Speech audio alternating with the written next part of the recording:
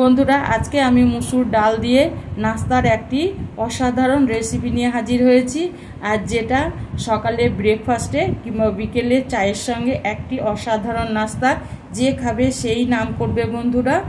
আর এর জন্য আমি প্রথমে 1 কাপ মুসুর ডালকে নিয়ে নিয়েছি। আর এই ডালটাকে প্রথমে আমি কচলিয়ে কচলিয়ে জল বদলিয়ে বদলিয়ে ধুয়ে নেব। আমার ধোয়া হয়ে গেছে। এবার আমি এখানে দিয়ে দেব ফ্রেশ জল দিয়ে দিয়েছি। এবার দিয়ে দিলাম অল্প একটু আদা রসুন বাটা আর স্বাদ মতো লবণ, আর দিয়ে দিলাম অল্প একটু হলুদের গুঁড়ো। এবার এগুলোকে আমি ডালের সঙ্গে মিশিয়ে নেব।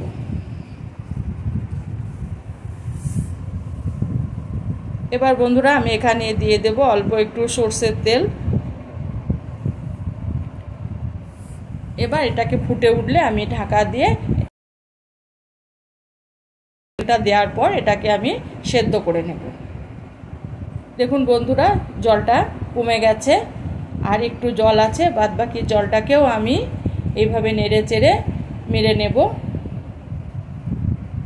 পুরোপুরি শুকিয়ে গেছে। এবার এটাকে আমি নামিয়ে রেখে দেবো বন্ধুরা। আবারও আমি গ্যাসের মধ্যে একটা প্যান বসিয়ে দিয়েছি।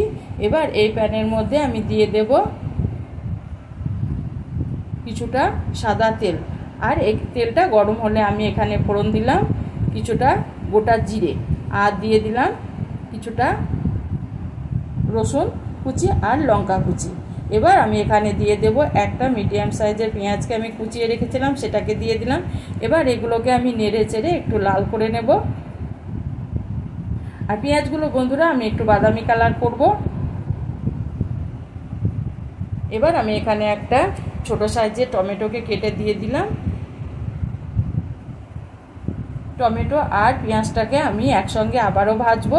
এবার আমি দিয়ে দিলাম অল্প একটু লবণ, আর দিয়ে দিলাম 1 চামচ ভাজা জিরে গুঁড়ো। এগুলোকে আমি একসঙ্গে আবারও কিছুক্ষণ ভেজে নেব।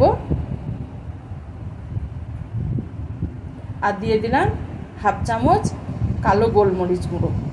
এগুলোকে কিছুক্ষণ কষিয়ে নেওয়ার পর আমি যে ডালটাকে সেদ্ধ করে রেখেছি বন্ধুরা, সেটাকে দিয়ে দেব।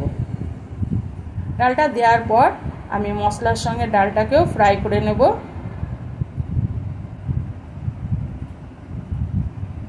এইভাবে আমি মসুর ডালটাকে মশলার সঙ্গে ফ্রাই করে নিলাম বন্ধুরা।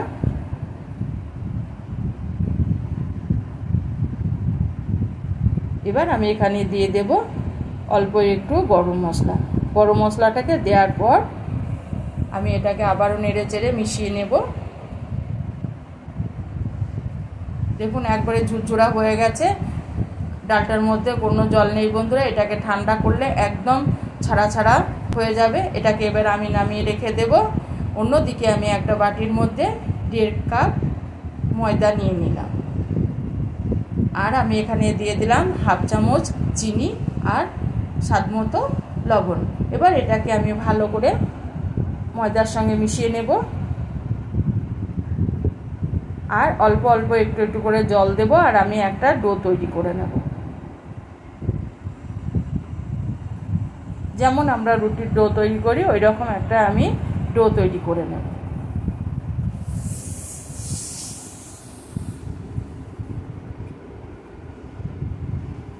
এবার বন্ধুরা এটাকে এর সঙ্গে আমি দিয়ে দেব 1/2 চামচ সাদা তেল।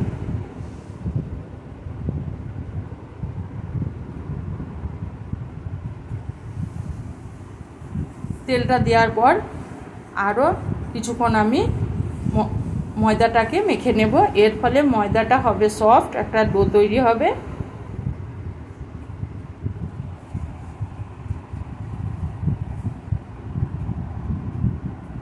এবার এটাকে আমি মেখে নেওয়ার পর 5 মিনিট রেস্টে রেখে দেব। 5 মিনিট পর আমি আবার ফিরে আসবো বন্ধুরা। 5 মিনিট পর আমি আবারও ফিরে এলাম।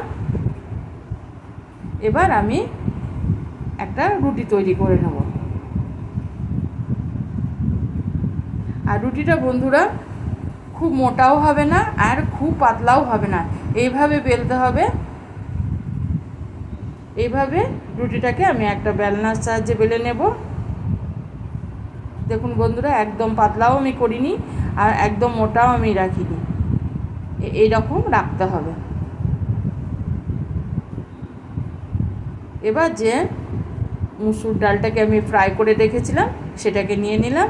এবার এর উপরে আমি ওটাকে ছড়িয়ে দেব, অর্থাৎ বিছিয়ে দেব। এইভাবে পুরো রুটির ওপরে আমি এইভাবে দিয়ে দেব। এবার এটাকে আমি আলতো হাতে ঘুরিয়ে ঘুরিয়ে একটা রোলের আকার দিয়ে নেব।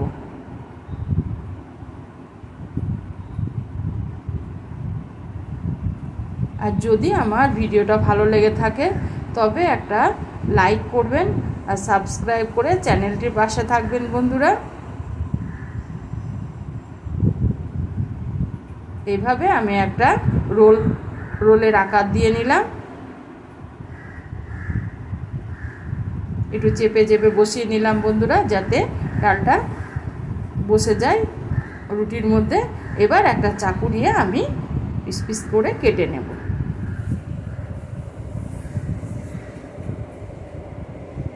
এইভাবে সমস্ত রোলটাকে আমি কেটে নেব বন্ধুরা।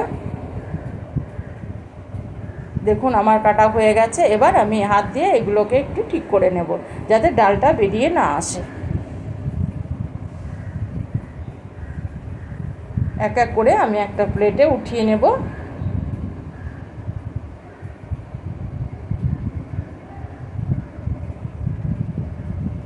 এইভাবে সমস্তগুলো আমি উঠিয়ে নিলাম। অন্যদিকে একটা বাটির মধ্যে আমি একটা ডিম ভেঙে নিয়েছি, এর মধ্যে দিয়ে দিলাম পরিমাণ মতো লবণ আর অল্প একটু কালো গোলমরিচ গুঁড়ো। এবার এটাকে ভালো করে আমি ফাটিয়ে নেব বন্ধুরা। অন্যদিকে আমি গ্যাসের মধ্যে একটা প্যান বসিয়ে দিয়েছি, প্যানের মধ্যে কিছুটা সাদা তেল দিয়ে নিলাম। এবার যে আমি নাস্তাটা বানিয়ে রেখেছিলাম সেটাকে এই ডিমের বেটারের মধ্যে চুবিয়ে বা ডুবিয়ে একটা একটা করে ডুবিয়ে নেব আর তেলের মধ্যে আমি ছেড়ে দেব।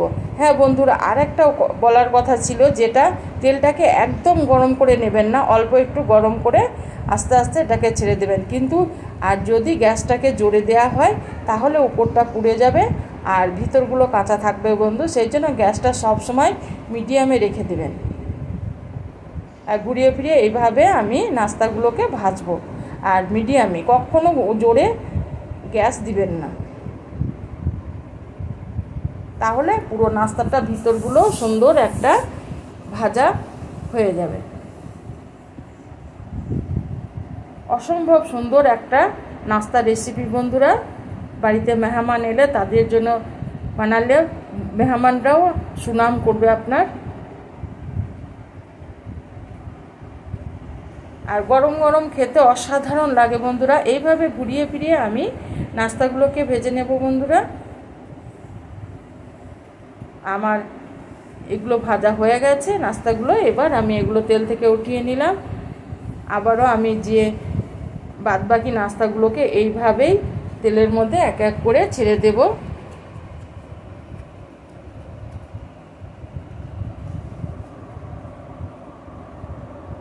আর এগুলোকে ঘুরিয়ে ফিরিয়ে আবার আমি ভেজে নেব বন্ধুরা। দেখুন বন্ধুরা, আমার ভাজা হয়ে গেছে। এবার নাস্তার রেসিপি রেডি হয়ে গেল। আর পুরো ভিডিওটা দেখার জন্য আপনাদের ধন্যবাদ।